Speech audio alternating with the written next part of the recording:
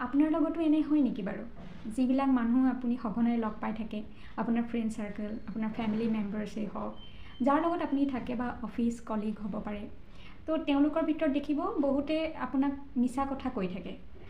তো আপোনাৰ কোনোবা সময়ত এনেকুৱা ফিল হ'ব আৰে মই যিবোৰ মানুহ লগ পাওঁ একেসকল দেখোন খালি মোক মিছা কথাই কয়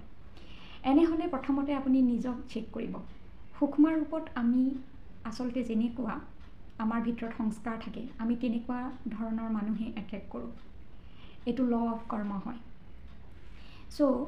আমি প্ৰথমতে নিজৰ ওপৰত কাম কৰিব লাগিব কাৰণ আমি যেটো ফ্ৰিকুৱেন্সিত ভাইব্ৰেট কৰোঁ হে তেনেকুৱা ফ্ৰিকুৱেন্সিৰ এনাৰ্জিৰ মানুহবিলাকে আমি এট্ৰেক্ট কৰি থাকোঁ সো প্ৰথমতে আমি নিজক